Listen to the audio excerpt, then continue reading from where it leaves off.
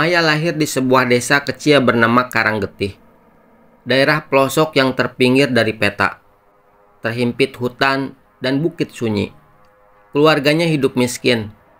Ayahnya hanya seorang buruh tani. Ibunya menderita sakit berkepanjangan. Sejak kecil, Maya sudah terbiasa makan hanya dengan garam dan nasi basi. Tapi ia tumbuh menjadi gadis yang manis, cerdas, dan penuh harapan. Meski harapan itu lambat laun memudar bersama usia dan kemiskinan. Di usia 17 tahun, saat sedang mencuci di sungai, ia bertemu seorang pria kota bernama Bayu yang mengaku sedang riset budaya di desa. Bayu menawan, lembut, dan tampak tulus. Ia sering datang ke rumah Maya, membawa makanan, memberi hadiah kecil. Dalam waktu singkat, mereka pacaran. Hanya 2 bulan kemudian, Maya dibujuk menikah dan diajak ke kota dengan janji kehidupan lebih baik. Di kota, segalanya berubah. Bayu ternyata hanya pria bertopeng. Setelah menikah, Maya dipaksa bekerja di tempat hiburan malam. Awalnya ia menolak, tapi Bayu memukulinya dan mengancam akan membunuh keluarganya di desa. Maya dikurung, dijual kepada seorang geremok kejam bernama Hendra. Sejak hari itu, Maya resmi menjadi barang dagangan. Setiap malam, ia melayani pria-pria yang harus melihatnya sebagai objek. Dalam diam, ia menyimpan dendam kepada Bayu dan Hendra.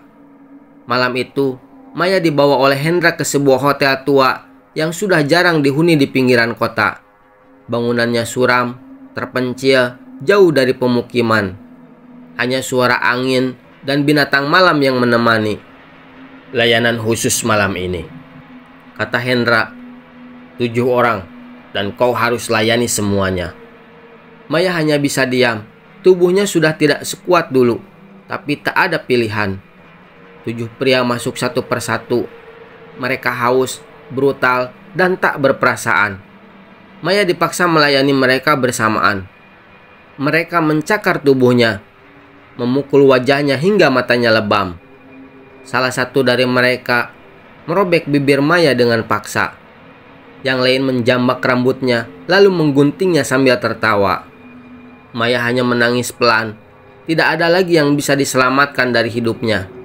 Saat fajar menjelang, tubuhnya tergeletak lemas tak bergerak. Ia sudah mati. Bibirnya sobek, matanya lebam, tubuhnya penuh luka cakaran. Rambutnya sudah tak utuh lagi. Tapi yang paling menyakitkan adalah ia mati tanpa harga diri. 7 pria dan Hendra menyeret tubuh Maya ke belakang hotel, lalu membawanya ke jurang kecil tak jauh dari situ. Dengan tanpa perasaan, mereka melemparkan tubuhnya seperti sampah.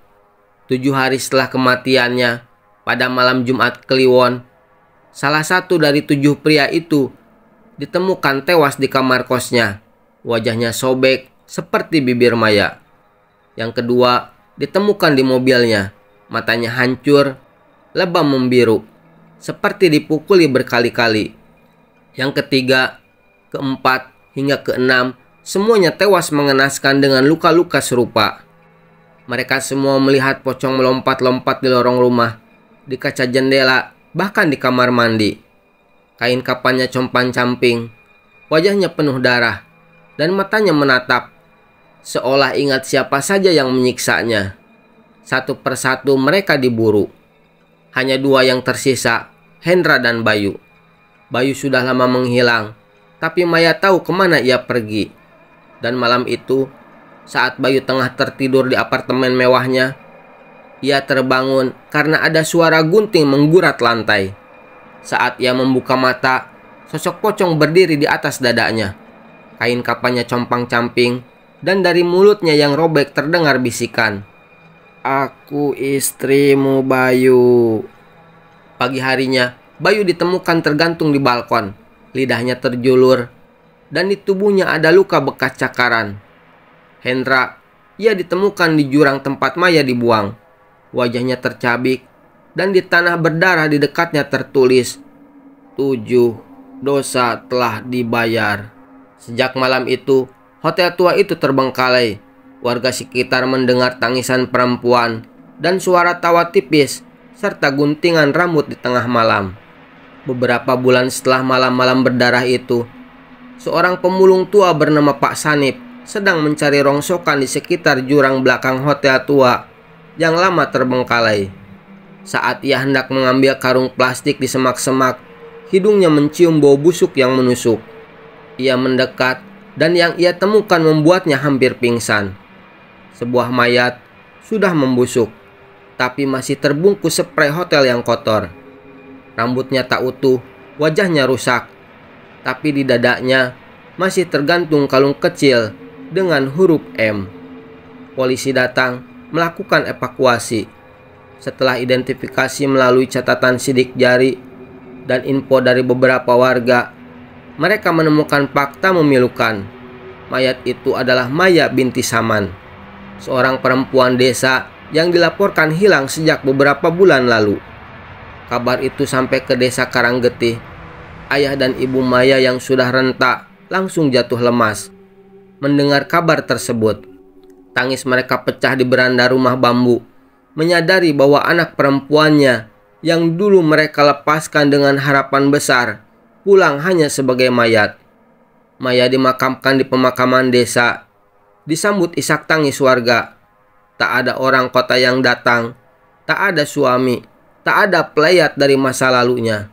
Hanya doa dari orang tuanya yang tulus. Malam itu, langit gelap pekat. Angin berhembus dingin saat warga berkumpul di rumah sederhana milik orang tua Maya untuk mengadakan tahlilan ke-40 hari kematiannya. Al-Quran dilantunkan, doa bergema, dan air mata masih mengalir dari wajah tua ibu Maya yang duduk termenung. Tepat tengah malam, saat semua orang sudah pulang dan hanya sang ayah dan ibu Maya yang masih terjaga di ruang depan, lampu minyak tiba-tiba berkedip, lalu padam sesaat. Angin dingin masuk melalui celah dinding bambu. Ayah Maya bangkit untuk menutup jendela, tapi ia terdiam kaku. Ibu Maya menoleh, dan saat itu mereka melihatnya. Sosok pocong berdiri di ambang pintu, namun bukan pocong yang menyeramkan. Wajahnya penuh kesedihan, di pipinya masih tampak sobekan luka, dan darah kering di bibirnya masih ada. Tapi dalam sorot matanya ada sesuatu yang tak bisa dijelaskan, yaitu rasa rindu.